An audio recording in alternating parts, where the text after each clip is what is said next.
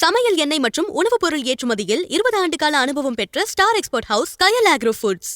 Okay, ஷோக்குள்ள போயிடலாம். நம்ம நின்றுக்கிட்டே ஷோ பண்றோம்ல, இப்போ எனக்கு உட்கார்ந்து பண்ணணும் போல இருக்கு. ஏன் சபாநாயகரை பார்த்தா இல்ல, சபாநாயகர் அதிகமா யூஸ் பண்ற வார்த்தை உட்காருங்க உட்காருங்கன்னு தான் சொல்லிட்டே இருக்காரு. இப்போ நம்மளை பார்த்து அந்த வார்த்தையே காதுல ஓடிக்கிட்டு இருக்கிறதுனால உட்கார்ந்து ஷோ பண்ணலாம்னு தோணுது. பட் நின்றுகிட்டே பண்ணிடுவோம். ஏன்னா இன்னைக்கும் சண்டை நடந்திருக்கு ரெண்டு பக்கமும். இந்த பக்கமும் உட்காருங்கன்றாரு, அந்த பக்கமும் உட்காருங்கன்றாரு. சரி, மக்கள் பிரச்சனைக்காக தான் சண்டை போடுறாங்க அப்படின்னு பார்த்தா அதெல்லாம் கிடையாது. கூட்டணி பெருசா தனியா நிக்கிறது பெருசாங்கிறதுல ஒரு சண்டை போயிட்டு இருந்தது. அதெல்லாம் பார்க்கறதுக்கு முன்னாடி இன்னைக்கு காலையில சட்டமன்றம் கூடினோடனே 110 விதியின் கீழே முதலமைச்சர் 3 அறிவிப்புகளை வெளியிட்டு இருக்காரு. ஆமா, அதுதான் இன்னைக்கு தமிழ்நாடு முழுக்க பேசுபொருளா மாறி இருக்கு. ஏன்னா அன்னபூர்ணி சூப்பர் 6 திட்டம்னு ஒன்று அறிவிச்சிருந்தாங்க அவங்களோட தாவேக்காவோட தேர்தல் வாக்குறுதியில. ஆமா, 6 சிலிண்டர் தரேன்னு சொல்லியிருந்தாங்க. 6 கொடுத்துட்டாங்களா? இல்ல, 6 அடிக்கல, 4 அடிக்கல, 3 மட்டும் அடிச்சிருக்காங்க. 50-15 போறாங்களோ? ஆமா, 3 முதற்கட்டமா 3 விலையில்லா சிலிண்டர்கள் வழங்கப்படும் அப்படின்னு சொல்லியிருக்காங்க.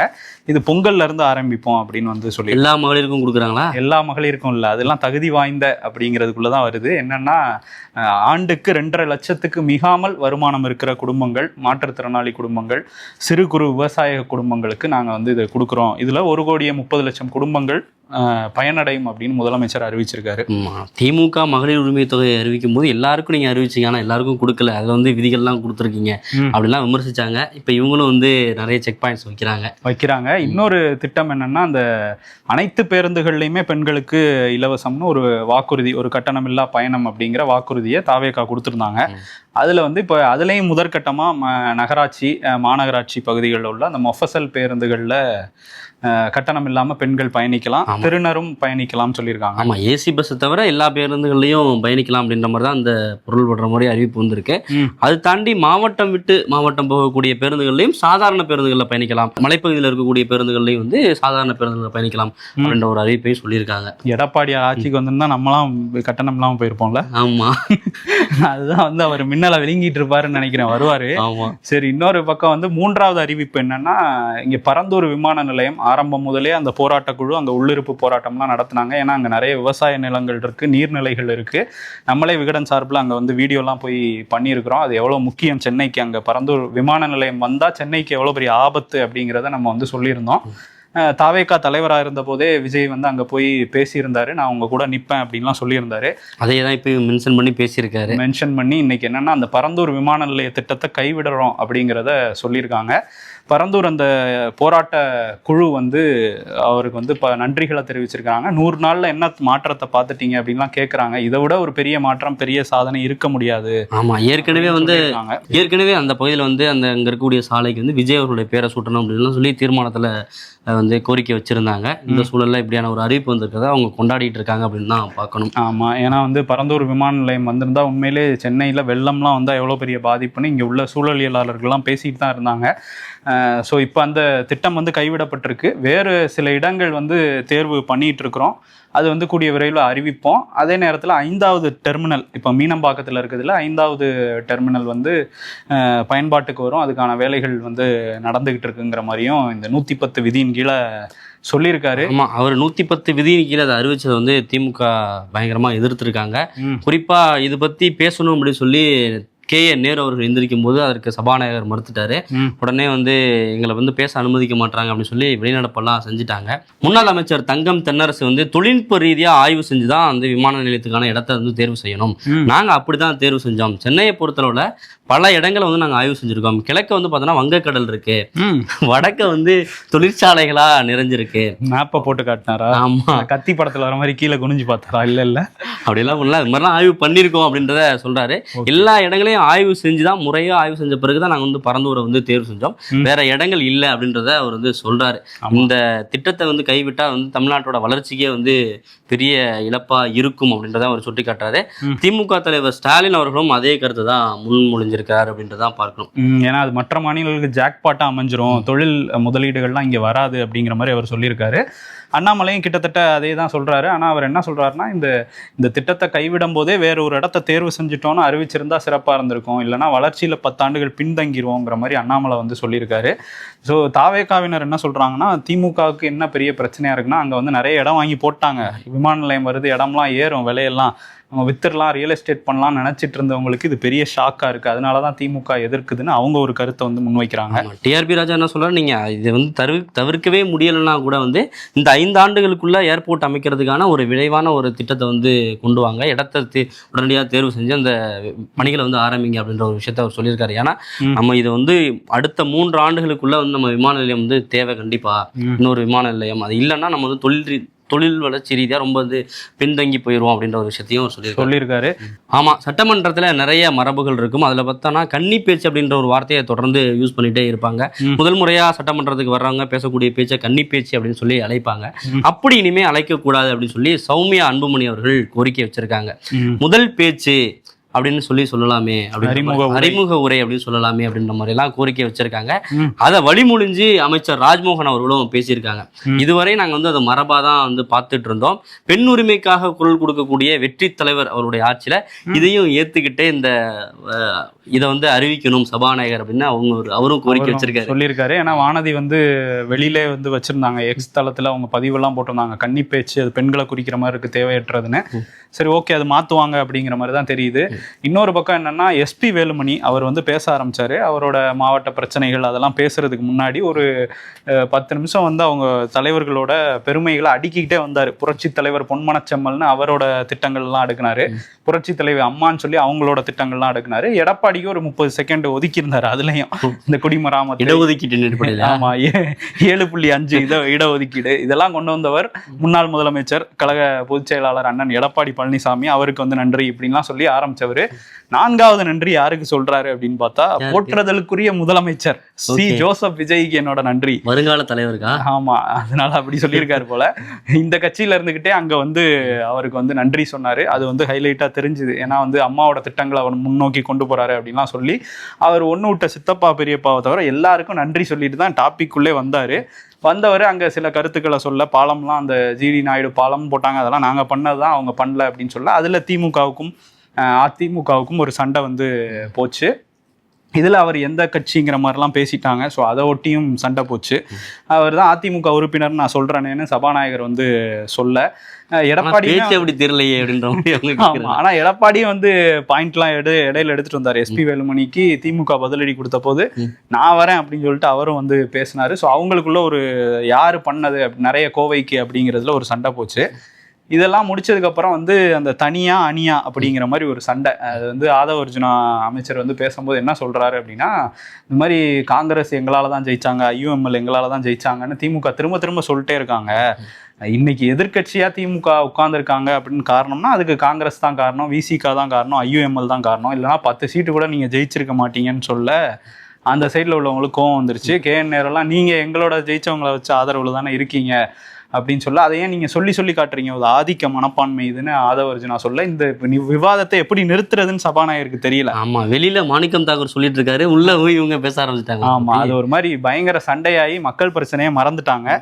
அதுக்கப்புறம் பேசினாங்க. திமுக வந்து கொஞ்ச நேரம் வெளிநடப்பும் பண்ணியிருந்தாங்க. அந்த பரந்தூர் விமான நிலையம் கைவிடப்பட்டதுக்கு எதிராக போய் வெளிநடப்பு பண்ணாங்க. அப்பதான் பிரஸ் மீட் ஒருத்தர் மட்டும் வெளிநடப்பு பண்ணல.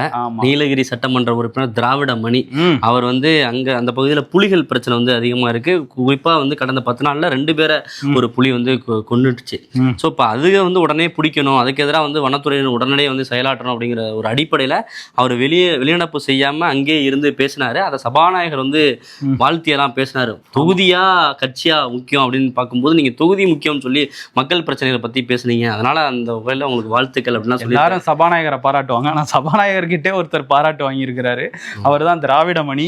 அவரு பேரெல்லாம் பார்க்கும்போது அந்த பக்கம்லாம் போக வாய்ப்பு இல்லை, இருந்தாலும் அவர் மட்டும் வெளிநடப்பு பண்ணாம மக்கள் பிரச்சனைக்காக அவர் நின்றுருக்காருன்னு அங்க வாழ்த்தும் வந்து வாங்கியிருக்காரு.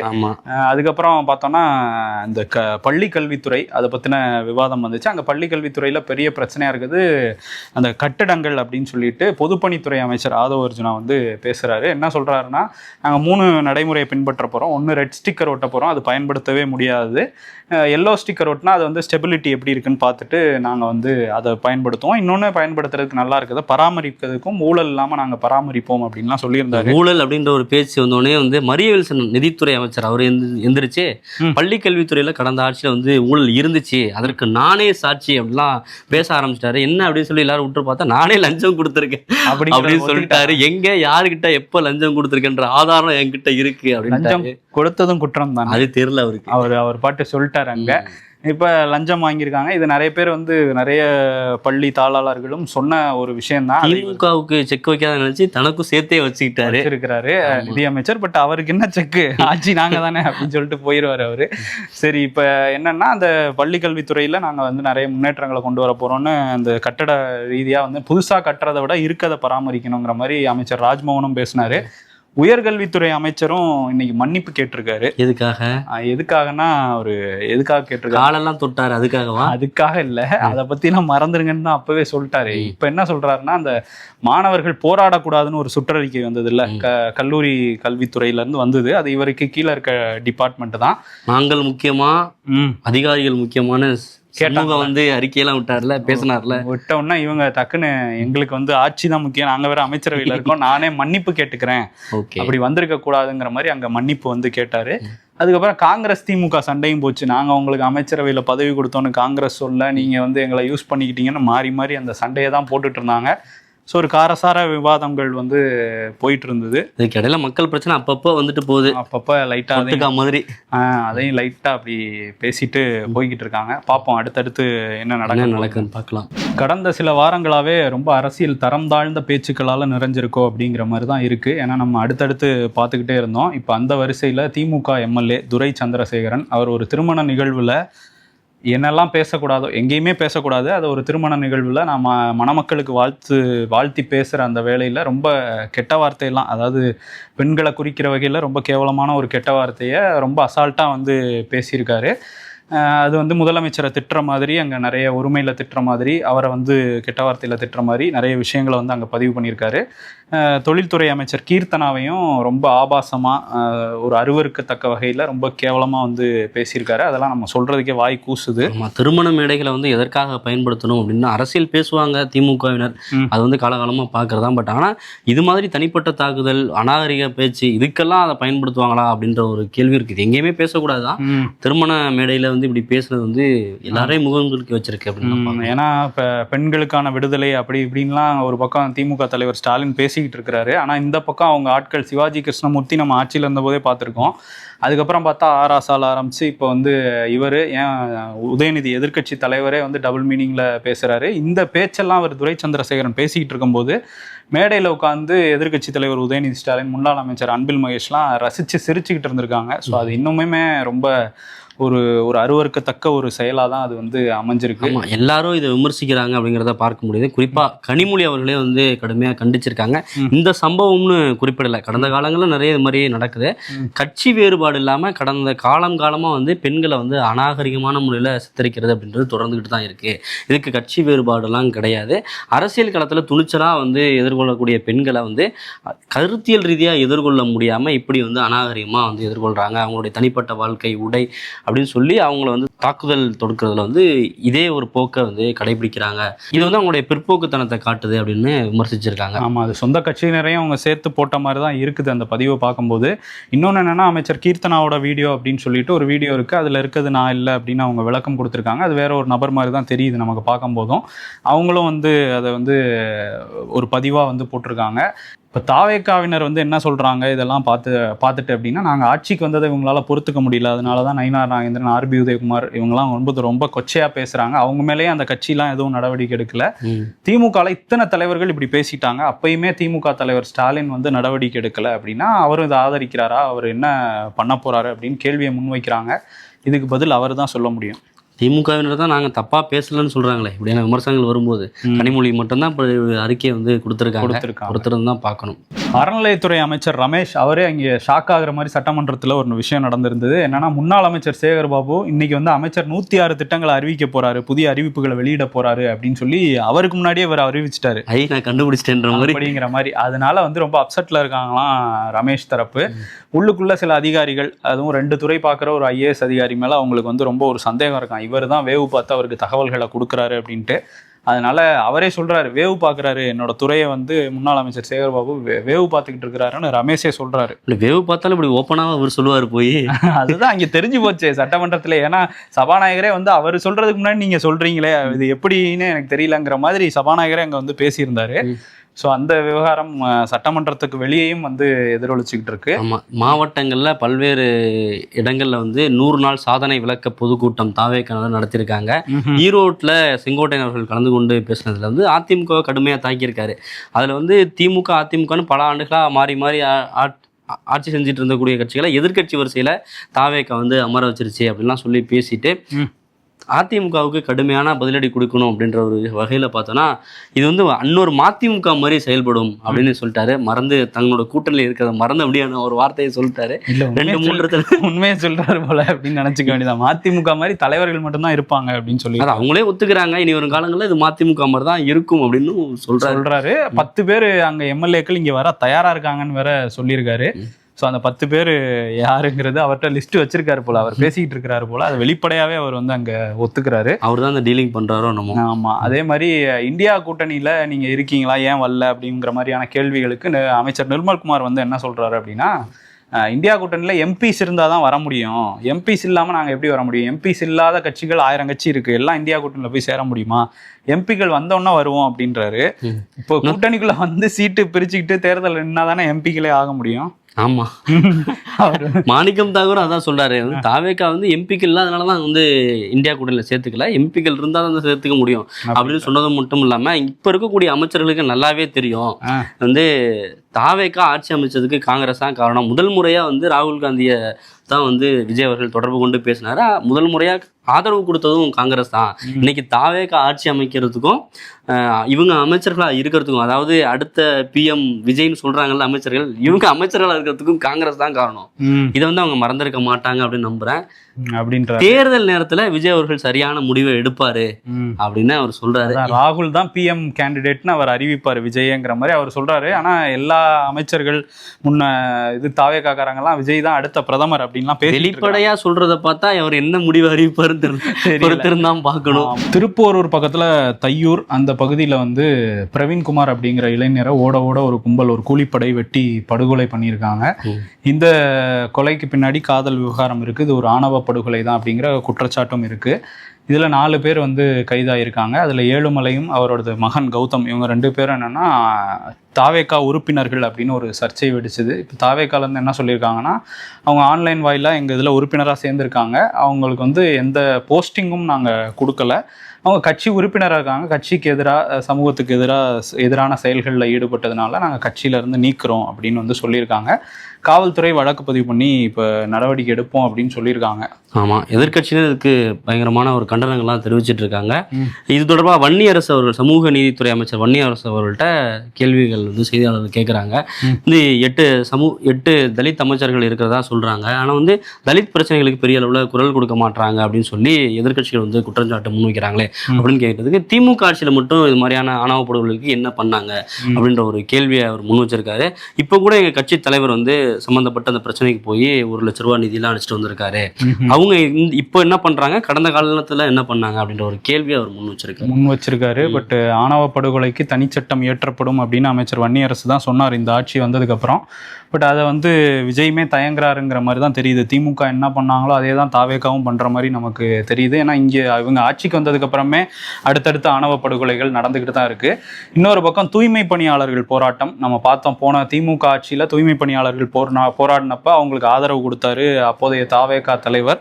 இப்போவும் அவர் தான் தாவேக்கா தலைவர், ஆனால் முதல்வர் ஆயிட்டாரு. இப்போ வந்து என்ன பண்றாரு அப்படின்னா, அவங்க போராடிட்டு இருக்காங்க. இன்னைக்கு தண்டையார்பேட்டையில ஊதிய உயர்வு கேட்டு பணி நிரந்தரம் கேட்டு போராடின அந்த தூய்மை பணியாளர்களை காவல்துறை குண்டுக்கட்டா அரெஸ்ட் பண்ணி கூட்டிட்டு போயிருக்காங்க. அவங்களுக்கு அப்போ ஆதரவு கொடுத்தவர் இப்போ ஆட்சிக்கு வந்ததுக்கப்புறம் நிலைப்பாட்டை மாற்றிக்கிட்டாராங்கிற கேள்வி தான் மக்களுக்கு வரும். இதில் என்னென்னா, உழைப்போர் உரிமை இயக்கம் அவங்க தான் வந்து நேரடியாக பனையூர்லேயே போய் தூய்மை பணியாளர்கள் கூட்டிகிட்டு போய் விஜயெல்லாம் சந்திச்சிருந்தார். அப்போ அவர் வந்து இப்போ என்ன கேள்வி வைக்கிறாருன்னா, தூய்மை பணியாளர்களை நீங்கள் கண்டுக்க மாட்டீங்க, ஆனால் எம்எல்ஏக்களுக்கு கார் கொடுப்பீங்களா அப்படிங்கிற கேள்வியை முதலமைச்சர் நோக்கி வச்சிருக்காரு. பார்ப்போம் என்ன பண்ணுறாரு இந்த விவகாரத்தில் விஜய்னு. ஆமாம், மகளிர் அரசு ஊழியர்களுக்கு 3வது பிரசவத்துக்கு லீவ்லாம் தருவீங்க, ஆனால் தூய்மை பணியாளர்களுக்கு எந்த விடுப்பும் கிடையாது, மகப்பேறு விடுப்பு, நாங்கள்லாம் வந்து மனிதர்களா என்னன்னு ஒரு கேள்வியை எழுப்பியிருக்காரு. சமீபத்தில் தான் மழைக்கால கூட்டத்தொடர் முடிஞ்சிருச்சு அப்படின்னு நம்ம நினச்சோம் நாடாளுமன்றத்தில். ஆனால் முடியலை போல தெரியுது. ஏன்னா வந்து எப்பயும் ஒரு கூட்டத்தொடர் வந்து காலவரையின்றி ஒத்தி வைக்கிறோம் அப்படின்னு சபாநாயகர் அங்கே அறிவிப்பார். அறிவிச்சதுக்கப்புறம் குடியரசுத் தலைவர் 2 to 3 நாட்களுக்குள்ள ஒரு 4 நாட்களுக்குள்ள இந்த வந்து முடிச்சு வைக்கப்படுது அப்படின்னு வந்து அவங்க அறிவிப்பாங்க குடியரசுத் தலைவர். பட் இப்போ 10 நாட்களுக்கு மேல ஆகியும் நாடாளுமன்ற கூட்டத்தொடர் முடித்து வைக்கப்பட்டதுன்னு குடியரசுத் தலைவர் மாளிகையிலிருந்து எந்த ஒரு அறிவிப்புமே வரல. அமளிக்காக காத்திருக்காங்களோ? அதுதான் என்ன சொல்றாங்க காங்கிரஸ்ல இருந்துன்னா, அந்த தொகுதி மறுவரையறை மசோதாவை கொண்டு வரதுக்கு தான் இந்த பிளான் எல்லாம் பண்றாங்க. ஆதரவு கேட்டுக்கிட்டு இருக்காங்க நிறைய கட்சிகளுக்கு, அவங்களுக்கு எதிராக இருந்தவங்கள்ட்ட கூட கேட்டுட்டு இருக்காங்க.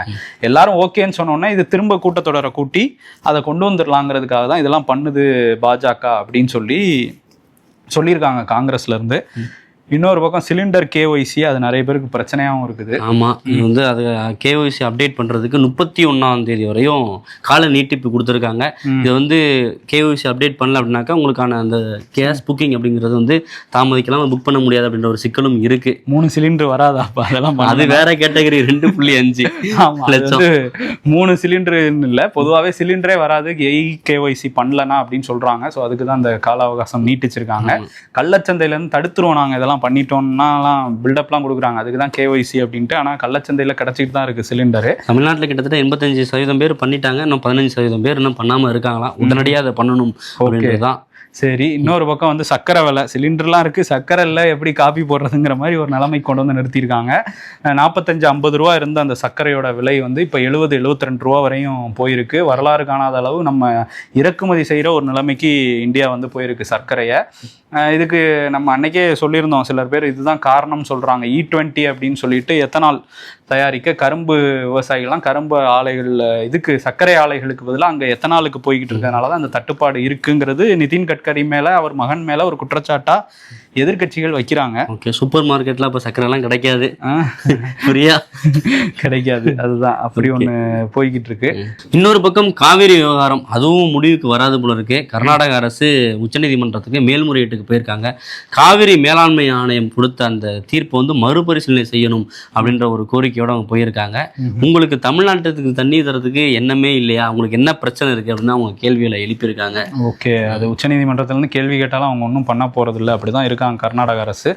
இன்னொரு பக்கம் வந்து அஜித் தோவல், இந்தியாவோட தேசிய பாதுகாப்பு ஆலோசகர், அவர் வந்து சைனாவுக்கு போயிருக்காரு. சைனாவோட அங்கே உள்ள அதிகாரிகளோட மீட்டிங்ஸ்லாம் போட்டு நம்ம பவுண்டரிஸ் என்ன அப்படின்லாம் பேசுகிறாங்களாம். ஏன்னா எல்லைக்குள்ள சீனா ஆல்ரெடி ஆக்கிரமிப்பு பண்ணிடுச்சுன்னு காங்கிரஸில் சொல்கிறாங்க. ஸோ இந்த நேரத்தில் அந்த சந்திப்பு முக்கியமாக மாறி இருக்கு. அடுத்த மாதம் ஜி ஜின்பிங் இந்தியா வரலாம் அப்படின்னும் சொல்கிறாங்க. அதே மாதிரி ஒடிசால ஒரு கப்பல், பனாமா நாட்டு கொடியேந்தி வந்த கப்பல் வந்து விபத்துக்குள்ள. ஆமாம், ஒடிசாலேருந்து சிங்கப்பூருக்கு இரும்பு தாதுக்களை ஏற்றி சென்ற அந்த கப்பல் வந்து மூழ்கி இருக்கு. கிட்டத்தட்ட 24 பேர் வந்து அதில் வந்து பயணிச்சிருக்காங்க. அதில் 22 பேர் வந்து மாயமாயிருக்காங்க, 2 பேர் மட்டும் தான் மீட்டிருக்காங்க. அவங்க 22 பேரை தேடுறதுக்கான ஒரு முயற்சிகள் தொடர்ந்து நடந்துகிட்டு இருக்கு. ஓகே, கப்பல்னு சொல்லும் போது ஈரான்ல அந்த ஹார்மூஸ், ஸ்ட்ரைட் ஆஃப் ஹார்மூஸ், அந்த நீரிணை தான் ரொம்ப முக்கியமான ஒரு வழித்தடம். அங்கே வந்து ஈரான் சில கட்டுப்பாடுகள்லாம் விதிச்சிருக்காங்க. எங்கள் கட்டுப்பாடுகளை மீறுறவங்களுக்குலாம் தண்டனையெல்லாம் உண்டு, அபராதம் உண்டு, சிறைப்பிடிச்சிருவோம் அப்படிங்கிற எச்சரிக்கையும் விட்டுருக்காங்க. ஒரு சொட்டு கச்சா எண்ணெய் கூட இந்த இதை தாண்டி போக முடியாது அப்படின்லாம் சொல்லியிருக்காங்க எங்களை மீறி. ஏன் இதெல்லாம் சொல்கிறாங்கன்னா, எக்கனாமிக் D-Day அப்படிங்கிற ஒரு திட்டத்தை முன்மொழிஞ்சு ஈரான் வாழ்வாதாரத்தை அசைச்சு பார்த்துருவோம் அப்படின்னு சொல்லி ட்ரம்ப் சவால் விட்டு ஒரு பொருளாதார தடைகள்லாம் விதிக்கிறதுக்கு தயாராகிருக்காரு. அது நடந்துச்சுன்னா நாங்கள் ஸ்ட்ரைட் ஆஃப் ஹார்மூஸை முற்றிலுமாக முடக்கிறோங்கிற மாதிரி ஈரான் சொல்லியிருக்கனால திரும்பவும் பெட்ரோல் பிரச்சனை, கேஸ் தட்டுப்பாடு இதெல்லாம் வந்துருமோங்கிற ஒரு பயம்தான் இருக்குது. ஆமாம்,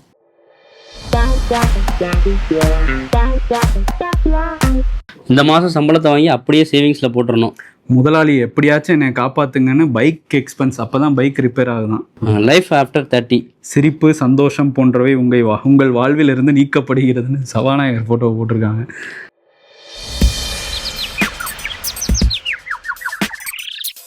இந்தியாவின் தேசிய பொய், டவர் இல்லை.